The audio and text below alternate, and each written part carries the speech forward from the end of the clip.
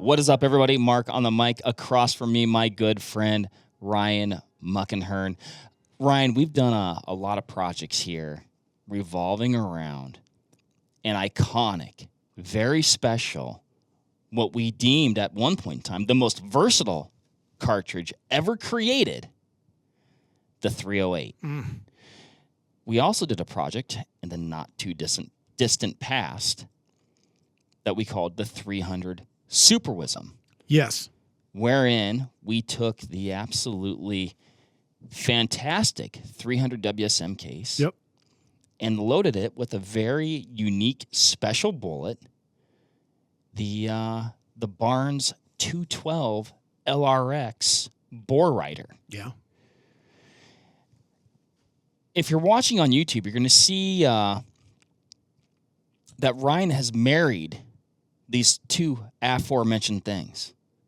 The 308 case now and the 212 Bore Rider. You brought this up to me several weeks ago, and you're like, this time you're like, I got an idea. And I was like, oh, yeah? The second you began talking about it, like, I feel like it was a role reversal where, like, my body lit up because I'm like, oh, my gosh, is this going to unlock insane potential or at least a new realm of performance, perhaps, of the good old 308? And last night you were texting me. You did a little work with this thing. Just a little bit. You loaded up some of these 212 Bore Riders. We have, like I said, we have one right here. And that's what we're talking about because people out there in listener internet land, internet land, podcast viewers, listeners, this is kind of a new little project we're working on. But it's just us. It's so nice, very quaint. It is. What do we got going on here, Ryan? It looks comical. It does. It looks very silly. Very silly. It looks way sillier than even the 300 Wisdom. It does. So I was sitting there, I was looking at this, and I'm like, oh, it's a really cool bullet. So this is not actually a loaded round. This is just a model. So the bullet comes out. There's some minor neck tension on there. And I was like, you know, the bearing surface and the boat tail, I don't know if we'll call it the heel, I don't know what we'll call it, marries really well with the neck length and the shoulder body junction of the 308. And I thought, well, why can't that work? We can exploit a bunch of the case and let the case do some work. And like if you had a 30-06 action of some kind, or 30-06 length action of some kind, I should say, you could load that in there. And you might be asking yourself, well, why? What's the point? It's going to be very underwhelmingly powered. At first glance, I would say the same thing. Sure. But do we have physics on our side? In this case, yes, we do. So I've done a little bit of modeling with this. Here's what I did first and foremost. I thought, okay, nobody's monkeying around with this because this is somewhat absurd. There's no low data for it. And I thought, well, there's certainly bullets in that weight class that are being pushed out of the 308. And a couple examples would be like a 220X Burger or 215 Burger. You know, those heavyweight, high BC match profile bullets. And then specifically for like F-class competition. And I thought, well, that's curious. And we happen to know a pretty darn good F-class shooter, Mr. Ian Clem. So we were chatting with him about that too, what he was shooting, 220Xs being one of them, and some other bullets now that he's trying out. We got talking about 308 and potential with the case using really strong brass, and what he and others in his circles are appreciating or realizing rather for velocity out of that case. Most of those guys are shooting between 28 and 32 inch barrels. Right. So they're leveraging that to help them, you know, get as much velocity as possible. And they're playing with those 200 to 215 grain bullets into the 26 to potentially even 2,700 foot per second realm, which is pretty bananas. Yeah. When you think about it. And if you want to talk about precision, those are some of the best, like most accurate shooters on the, you know, face of the planet. They're seeking the most consistent loads, et cetera, et cetera. Totally different application than what I'm looking at here. So I get online and I go to the Hodgdon Reloading Data Center, which is one of my favorite places to go. It's just it's Hodgdon Powder's website. They've got the reloading data center. And I pull up the 215 burger and I filter by the powders that I have on hand and like to use. And I find that when seated to a max SAMI COAL, which is short, it's 2.8 and change, they're getting like 2450 to just shy of 2500 out of a 24-inch test barrel with pressure-safe loads. Not bad. No. Here's what's special about this, though. This particular bullet has a very abbreviated bearing surface. It is not, and again, we went over this in the 300 WISM project, but it's not, we don't have to do any special considerations to throating on this. It's technically a SAMI chamber, could be used. Our ogive and now not a or I guess it would be a SAMI 308, but not a 308 length action. Correct. Yeah. So our chamber is technically a 308, right? We don't have to punch it out to accommodate a very long bullet where its ogive is way far forward, and normally you end up with a whole bunch of amendment to the chamber itself to accommodate that. Standard chamber. But again, this very abbreviated bearing surface and the fact that the bullet is not seated so deep into the case leaves us with all this case capacity left. And I thought, well, I wonder if that bullet can be safely driven to higher velocities than its mass might indicate without exceeding pressures because of the shape of the bullet, like the part of the bullet encroaching into the powder column and case capacity, and then the bearing surface of the bullet that's going to generate pressure. Now, again, mass is also going to generate pressure, right? So you got to be careful there. But it should, in theory, work. And so last night, I thought, well, I want to see how fast you can drive it. So I started at a very anemic loading and worked my way up to, I would say, a modest load. I have loaded 308 Winchester with larger quantities of powder, granted with lighter bullets, but bullets that have longer bearing surfaces that do require like conscientious thought to the throat of the cartridge, or of the chamber rather, and then bullets that are probably going to end up in a compressed charge, which is going to exacerbate pressure. And I was able to hit just under 2,500 feet per second. I was at 2,475. And I have a lot of room to go. Now, I'm not saying that I'm not going to encounter pressure at the next iteration in the load. I stopped early because I just wanted to see what could this get me. Just an initial go. Yeah. And what was really cool, 0 pressure signs on the case. So no sticky bolt lift, no flattened primers, no crater primers, no ejector swipes, no unusually swollen case webs. So I measured everything up, and from standard load fired out of that gun to the first charge that I worked up with this bullet to the last charge that I worked up with this bullet, everything was cool. I'm using this gun as a velocity tester. Yep. It's not, I haven't committed completely yet to the barrel. Although after last night, I believe I have told myself I commit to the barrel.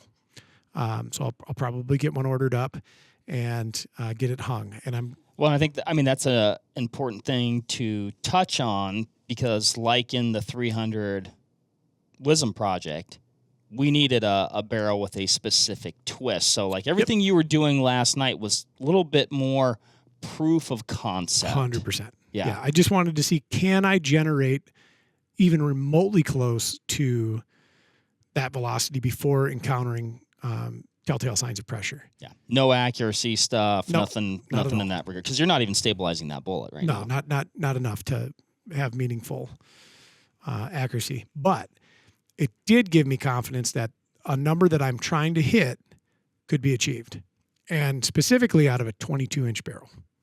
Right. Yes. So those numbers, this is the compelling part.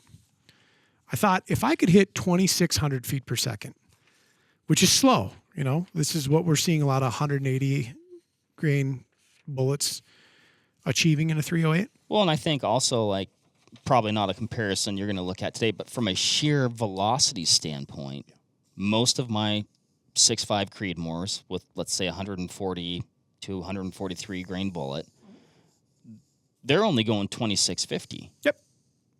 So, okay, what do you got here? So I took two examples, just some side-by-sides, one of which is the modeled or the speculative data for the 212 grain LRX at 2,600 feet per second with a 1,000 foot DA, which is about what we're at right now. I haven't checked. Actually, today it might be a little bit higher, but this time of the year it's usually pretty lackluster. The other is another one of my favorite loadings from Barnes for my 300 Win Mag. It is the 190 LRX, which the box posted velocity is 2880 from the good folks at Barnes, and that is a behemoth of a load, and that's what I run out of my 300 Win Mag. Shoots really well. So this is again a 190 LRX, which is pretty high stepping from a BC perspective. Solid copper projectile, long range hunting bullet, 2880 MV. This is the 212 LRX from the 308, 2600. And a couple things about this bullet. So we again covered this in the Super Wisdom podcast. Very low operating window from a velocity perspective to get that bullet to deploy. And I forgot to print in color. So know that the lighter highlight is a 1,500 foot per second threshold. The darker highlight is the 1,000 foot-pound of energy threshold. And Mark and I have talked about this. We're not super huge subscribers to energy as kind of the useful metric to determine whether or not you have a lethal load, because there's a lot more to it than just that. So you're telling me this... Oh, also 10 mile an hour wind, 90 degrees. Okay. So what I'm seeing here, correct me if I'm wrong, it's a 212 grain projectile with a BC in the low sevens out of a 308 case. Yep. And at 950 yards, you are at the 1,500 foot per second velocity threshold, like right at 1499.75. Yep. And you still have 1058 in energy. Yeah. For contrast, a 300 Winchester firing a 190 LRX. You'll notice we have a slightly higher operating window on that bullet. So it'll be a 1,700 foot per second bullet. Okay. But you might as well just skip down to whatever. If you want to go to the 1,000-yard line, that seems to be a metric a lot of people like. So at 1,000 yards, here we go. At 1,000 yards with our this newfangled 308 that you're working on, velocity of 1452, energy 993, 10 mile per hour crosswind, 1.93 mils, and 9.5 mils of elevation at 1,000. Yep. Okay. With this 300 Win Mag, with the 190 LRX at 1,000 yards, 1351 velocity. 100 foot per second advantage to the 308. 770 foot-pounds of energy versus 993 of the 308, advantage that we'll call it. Yeah. 230 foot-pounds of energy advantage. The 300 has 2.35 mils versus 1.93. And elevation advantage to the 300. In this case, yeah. In this case, at 8.75 versus 9.5. Not that big a difference. Not so much, no.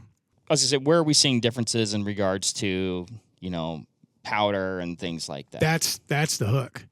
So if you want to encounter these kinds of performance levels, generally you're going to be using a large case like a 300 Win Mag, and with it the large quantities of powder, and with it recoil, muzzle blast. I'm not going to say cost of operations, but kind of. I mean, we're into a magnum class powder at that point, a slower burning powder, and that gun's pretty tough to shoot. Like it's a lighter weight hunting rifle. It's about 8 pounds. And it's kind of ugly, it's pushing a 190 at 28, high 28s, low 29s. It's uncomfortable. Mm-hmm. And I'm thinking about getting it threaded and fit with a brake or putting a suppressor on it, right? Whereas with the 308, I'm not going to disclose the powder charge, but it's a 308 powder charge. So if any of you have loaded 308s before, it's modest. I mean, there's not a lot going on there. And the gun I was shooting out of last night, it wasn't dissimilar to loads that I was shooting before. From like a recoil perspective, it feels a little different. It feels longer, but it's certainly not sharp. It's not a hard, abrupt punch. It feels like a 308. Interesting. Yeah. Is that difference that you think you're seeing just simply just the mass of the projectile at play there? Yep. Yeah. So, yeah, this is kind of a really interesting experiment in efficiency. And I'm hoping to reap those benefits. Less wind deflection, slightly more drop, but vertical is easier to correct than wind in the field. Well, that's just it. I mean, we can defeat that with a couple clicks.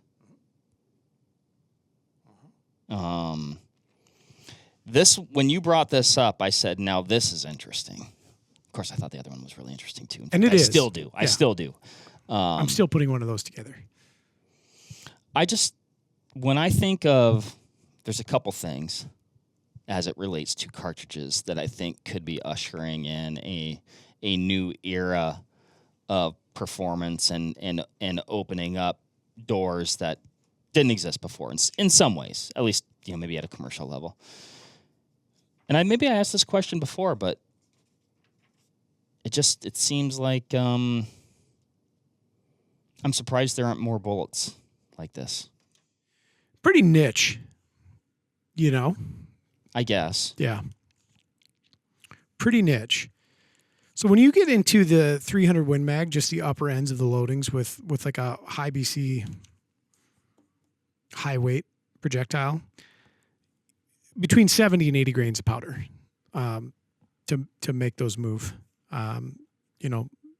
Mid to high 60s on the low end of some of that stuff. And so technically I could probably be 20 grains less powder for not identical performance in this model anyways. The 300 has an advantage to vertical correction, but everywhere else the 308 has an advantage. Retained velocity, energy on target, which is pretty crazy to think about. It's really crazy to think about. Yeah. It isn't until you the 300 Win Mag is going to have it because it's putting up a lot of velocity, but we eclipse the 300 Win Mag's performance at about 400 yards. And then they have this interesting role reversal where all of a sudden the 308 is carrying harder, faster, further, which is fun. It's interesting to think about because at first glance, you'd be like, oh, if you're going to shoot long range, well, then you should pick the 300. Like, sure. Kind of just bigger is better. Yeah. Bigger, faster, stronger. And in some ways, up close, like you said, it does have the advantage, but just it does eclipse it at a point. Now, I would say for most hunting scenarios at the ranges we're talking about here, the 300 does have the advantage because that's where you're going to kill most of your stuff. Yeah, I agree completely. It's actually, they're about equal at 300. Okay. And then beyond 300, the 308 takes over. I could argue what I just said the other way and look at the numbers that this is putting up at those closer ranges too and say, well, that's enough to do whatever they want to do. Absolutely correct. Yes. This is an intriguing project, sir. It is. Yeah. And thankfully I've got kind of a donor action laying around, and because of my proclivity to goof around with stuff, I might have some extra components laying around. And really all I need is a barrel and bottom metal. Check between the couch cushions. Kind of one of those deals, yeah. A variety of totes. That's always fun though. What's in this one? You get the plastic lid and maybe it breaks a little bit, cuts your hand, but you're still excited about what's inside. There's been a number of instances in the past in which I've cracked totes open. I'm like, what am I doing? And then there have been times where it's like, oh yes, I forgot I had this. So I've got kind of a perfect donor action for this. I have a perfect donor stock, not a perfect donor stock, but certainly a stock that when I bought it, I was in love with the idea, and I don't not love that stock. I've changed my mind on a few things. It'll work for the intents and purposes of the project. And then really all I need is a barrel and bottom metal hung on there. So it's kind of fun. I don't know, man. I'm pumped about this one. So yeah, this podcast is kind of I guess probably likely end up being a little bit of a pseudo series. Like I said, we're so excited about it. We're just like, well, we got to talk about it. Yeah. And also we put off the barrel to resonator test again. So what? Which we will get to. We will get to. It's like the stuff that I keep putting in front of buying a suppressor.